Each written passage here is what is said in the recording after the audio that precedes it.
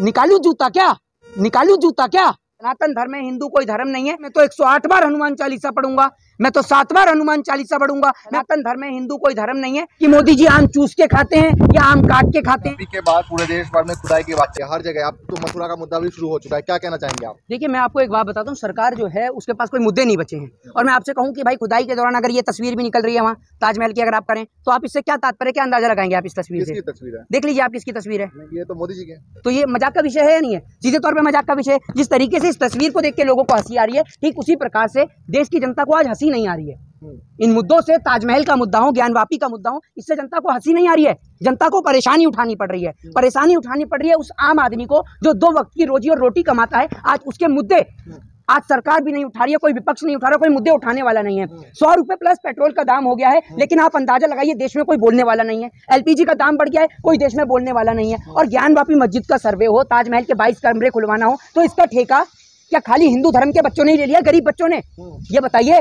प्रधानमंत्री नरेंद्र मोदी भी हिंदू हैं, शिवराज सिंह चौहान भी हिंदू हैं, गृह मंत्री अमित शाह भी हिंदू हैं, उनका बेटा भी तो हिंदू है जैसा, वो भी खुलवा दे ताजमहल का 1 आध कमरा। शिवराज सिंह का बेटा भी हिंदू है, या हिंदू नहीं है तो मना कर दीजिए, मैं नहीं को बोलूंगा कुछ भी। शिवराज सिंह चौहान का बेटा भी हिंदू है, वो तो LLM कर रहा है विदेश में जाकर। देश की गरीब जनता के बच्चों के हाथ में इस तरीके से ये लोग देखिए किस तरीके से जहर घोल रहे हैं और उनके हाथ में तलवारों को पकड़ा रहे हैं। और दूसरी ओर इस देश के अंदर जो नेता हैं उनके बच्चे जो हैं किस तरीके से आप देख रहे हैं, देखिए, ये देख लीजिए किस तरीके से बेचारे देश की गरीब जनता के बच्चे हैं, ये हाथों में तलवारें लिए खड़े हैं। और दूसरी ओर जो हमारे मुख्यमंत्री हैं शिवराज सिंह चौहान, उनके बेटे जो हैं वो LLM की डिग्री हाथ में लिए खड़े हैं। तो ये मुझे बताइए कि क्या उस गरीब माँ का हक और अधिकार नहीं है कि वो अपने बेटे को डॉक्टर बनाए, इंजीनियर बनाए, लॉयर बनाए, एडवोकेट? मोदी जी ने तो ये भी कहा है कि मीडिया मुझे नहीं दिखाता। मोदी जी की बात पे मत यकीन करिए जनाब। अगर आप पत्रकार हैं तो मोदी जी बोलते हैं झूठ, और मोदी जी की बात पे मत करिए बिल्कुल भी यकीन, क्योंकि मोदी जी कल ये कहा कि मुझे मीडिया नहीं दिखाता। तो अगर आपको मीडिया नहीं दिखाता तो इस बात की कंप्लेंट आप अपने भारतीय जनता पार्टी के राज्यसभा सांसद सुभाष चंद्रा से करें। अपनी पार्टी का जो एजेंडा लेके बैठते हैं अर्नब गोस्वामी, उनसे जाकर करें।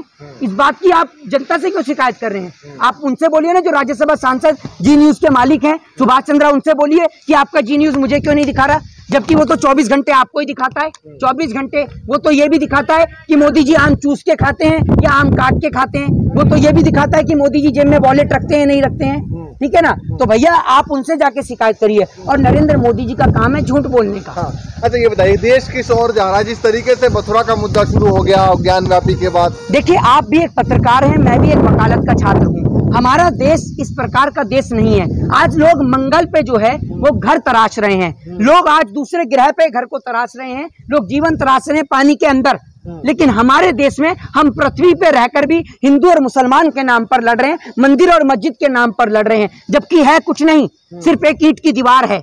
ये आप समझ लीजिए। जिस तरह इस देश के अंदर लोगों की आस्था मंदिर भी है, लोगों की आस्था मस्जिद भी है, लेकिन ये नहीं कि आप किसी की आस्था के साथ खिलवाड़ करें। आप इस देश में लोगों की जो मूलभूत आवश्यकताएं हैं, लोगों के जो मूलभूत मुद्दे हैं, शिक्षा, स्वास्थ्य, बेरोजगारी, आपकी पुलिस जो फर्जी एनकाउंटर कर रही है वो किस तरीके से 6 महीने से ज्यादा हो गए हैं। जो आपने देखा होगा जनरल बिपिन रावत जो है, CIDS जो बिपिन रावत थे, उनकी पोस्ट पर अब तक किसी को नहीं रखा गया है। हिंदू की तरफ से जो याचिका दायर की गई है हिंदू धर्म की तरफ से, वो कह रहे हैं कि आप पूजा करने की भी अनुमति दी जाए शिवलिंग को। मुझे आप ये बताइए, वो हिंदू धर्म के ठेकेदार कहाँ सो जाते हैं? वो महादेव के वक्त कहाँ सो जाते हैं? उस टाइम पर भी मोहित शर्मा खड़े हुए थे और आज भी मोहित शर्मा बोल रहे हैं। मैंने उस टाइम पर भी बोला जब काशी कॉरिडोर का निर्माण कार्य किया गया था, आप देखिएगा, मैंने बोला कि आप हजारों की संख्या में हिंदू धर्म की शिवलिंगों को तोड़ने का काम कर रहे हैं, आप लोगों की आस्था के साथ खिलवाड़ कर रहे हैं। जबकि वो काशी कॉरिडोर भगवान महादेव की शिवलिंग के लिए नहीं बना, वो काशी कॉरिडोर बड़े बड़े VIP नेताओं के कार्यक्रम के लिए बना हुआ है, वो आम जनता के लिए नहीं बना है। तो जब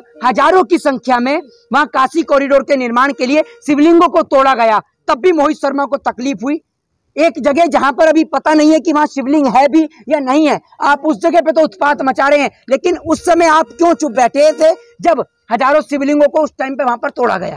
आप एक हिंदू की या फिर मैं ये कहूँ कि सनातन धर्म की परिभाषा मानते क्या है? आपके हिसाब से क्या है? देखिए, सनातन धर्म की जो, या हिंदू धर्म आप कह लें, सनातन धर्म में हिंदू कोई धर्म नहीं है, रिलीजन जो है वो सनातन है। और सनातन धर्म ये कहता है कि भूखे को रोटी और प्यासे को पानी पिलाना।